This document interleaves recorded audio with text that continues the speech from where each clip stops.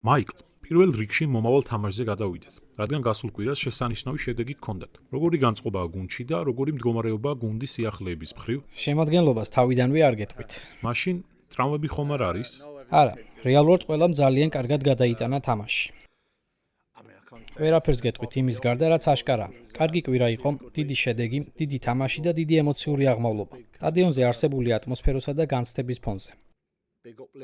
თავარი ის არის, რომ ვიპოვოთ ბალანსი. თამაშიდან და შესრულებიდან წამოსული წახალისება და თავდაჯერება ავიღოთ. მაგრამ ამავე დროს თავშეკავებულები დავრჩეთ და ფეხები მიწაზე გქონდეს. კიდევ ერთი დიდი თამაში გველოდება და ერთი თამაში დიდ გუნდად არ გაქცევს. ის უბრალოდ გვაძლევს ძლიერ საძირკველს, რომელზეც უნდა დავაშენოთ.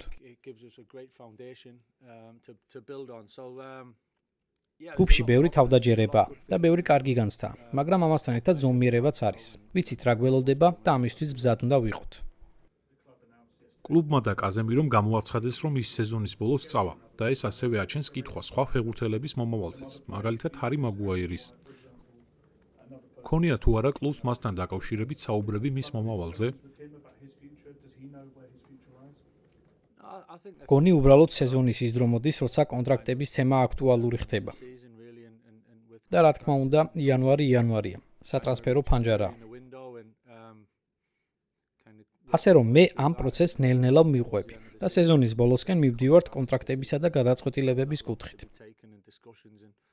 ეს ყველაფერი, რა თქმა უნდა, თავის დროზე და სწორ დროს იქნება მიღებული და განხილული.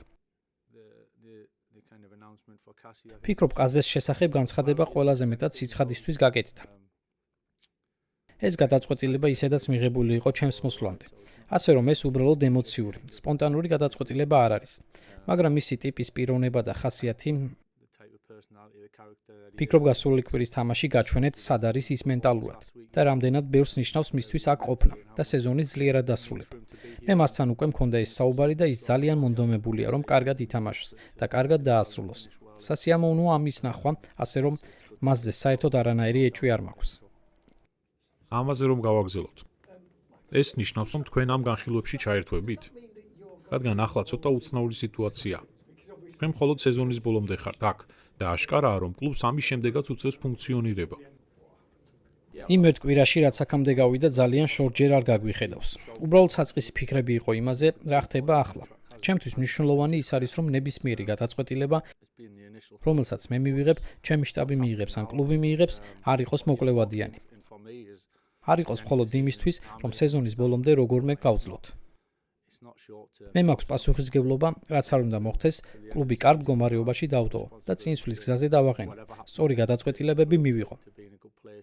დრო რომ გავა, დარწმუნებული ვარ, ამ პროცესის ნაწილი ვიქნები და ეტაპობრივად ყველაფერს გავივლით. ტრავმების მხრივ მატაის დელიღზე რომ მკითხოთ. როცა პირველად გამოტოვა მან თამაში, რუბენმა თქვა, რომ მომავალ კვირას დაბრუნდებოდა და ახლა უკვე კვირები, თვეებიც კი გავიდა. სადღაა დაბრუნებასთან ახლოს არის? იმედია კი. გონი ჩემს მოსვლამდე თავიდან ცოტა უკან გადადგა ნაბიჯი. ფიქრობ, მხოლოდ მცირედით. არც ისე უკან გადადგმული ნაბიჯი, უბრალოდ პროცესი იმაზე ოდნავ ნელა წავიდა, ვიდრე თავიდან ველოდით. მაგრამ აშკარად უფრო და უფრო უახლოვდება დაბრუნებას. და იმედია მომდენო რამდენიმე კვირაში ზუსტ ვადას არ დავასახელებ, დაბრუნდება. ძალიან კარგი იქნება მისი დაბრუნება. მაიკლ, რაც გრძნობ არსენალთან დაკავშირებით? მოუთმენლად ველოდები თამაშს. დიდი გამოწვევა. ეს ძალიან კარგი გუნდია. ეს საკმაოდ აშკარაა. მათ თამაშის და შემადგენლობაში ძალიან ბევრი ძლიერი მხარე აქვთ. დიდი გამოწვევა. ისინი იქ არიან, სადაც არიან. დამსახურები და ჩემპიონთა ლიგაზეც იქ არიან, სადაც უნდა იყვნენ. ასე რომ, ამას სრულად ვაცნობიერებთ და საერთოდ არ ვუყურებთ სუბუქად.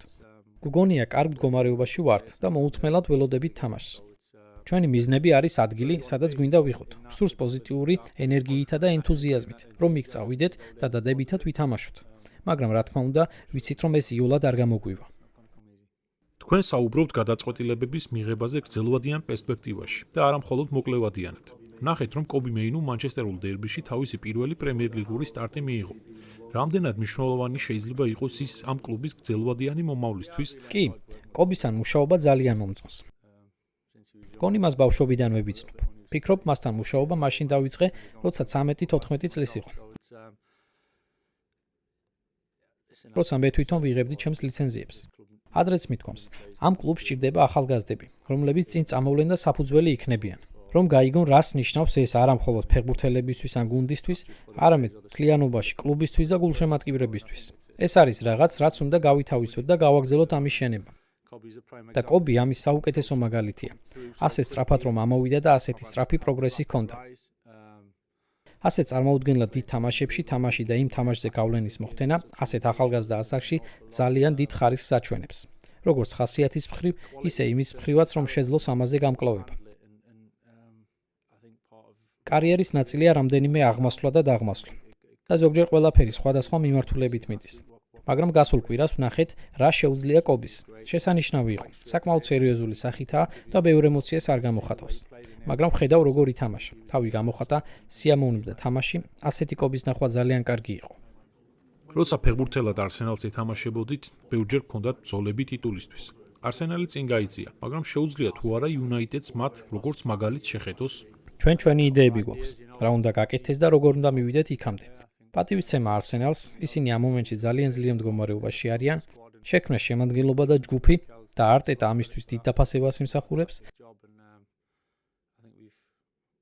მან ფანტასტიკური სამუშაო გააკეთა, ჩვენ კი ჩვენი იდეები გვაქვს, რა უნდა გავაკეთოთ და რა დაგვჭირდება იქამდე მისასვლელად. სწორედ ამისთვის გავაგზავნებთ მუშაობას. მინდა გკითხოთ დერბიში ბიუმოს ცენტრფორვარდად გამოყენებაზე. როგორ განსხვავდება მისი თამაში შეშკოსა და ზირგზესგან? უბრალოდ მრავალფეროვნება, გარკვეულწილად ძლიერი მხარეების მხრივ. ფიქრობ, ბრაიანს გასულ კვირას ბევრ ამაში თავისუფალი როლი მივეცი. ერთგვარ პარტნიორობაში ბრუნოსთან, რომ გადაადგილებულიყო, თავი დაეძვლინა და სხვადასხვა სივრცე შეევსო. შეშკო ძალიან კარგად თამაშობს ბოლო ხაზზე და ზურგს უკან გარბის. და ვფიქრობ, ეს ბოლო კვირებში ვნახეთ. შესანიშნავად ითამაშა.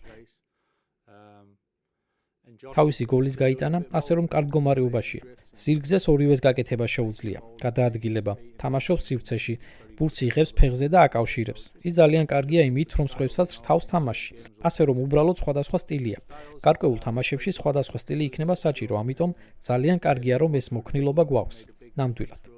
მატეუსი შუაში შემოვიდა და ჩვენთვის დიდი სხვაობა შექმნა. თამაშის უფრო გვიან ეტაპამდე ტემპის შენარჩუნებაში და მეორე გოლის შექმნაში.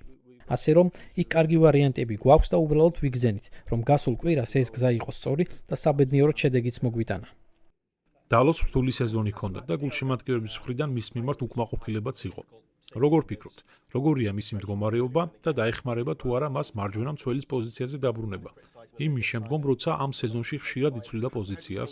ფიქრობ, გასულ კვირას საოცრად ითამაშა. აშკარად ცუდი იყო ის ინციდენტი ყვითელ ბარათთან დაკავშირებით და ეს ალბათ დაახლოებით მე-10 წუთზე მოხდა და დარჩენილი თამაშის განმავლობაში ფლანგელთან ერთ-ერთზე თამაში და ამის მუდმივი კონტროლი, ასევე დაცვაში ისეთი კარგი თამაში, როგორიც აჩვენა, ძალიან შთამბეჭდავი იყო. ამიტომ გასულ კვირას მისი ძალიან კმაყოფილი ვიყავ. ფიქრობ, საკმაოდ აშკარაა, რომ თამაშის ხარისხში იყო აღმასვლები და დაღმასვლები. არა ინდივიდუალურად, არამედ მთლიანობაში, როგორც გუნდი. ასე რომ ინდივიდუალურად რიტმის პოვნა და საუკეთესო ფორმაში შესვლა ადვილი არ არის. მაგრამ დიოგო, რაც მე ვნახე, მე მას უკვე დიდი ხანია ვიცნობ და ამ კვირაშიც ვაკვირდებოდი, ნამდვილად ძალიან კონცენტრირებულია. ძალიან უნდა რომ კარგად ითამაშოს და უყვარს ამ კლუბისთვის თამაში. როგორც ვამბობ, გასულ კვირას ფანტასტიკურად ითამაშა. ასე რომ მას ბევრი რამ აქვს, რაზეც შეუძლია დააშენოს თავისი წარმატება. გასულ კვირას შეშკოს ხელი მოხვიეთ, როცა მოედანზე ვერ შევიდა.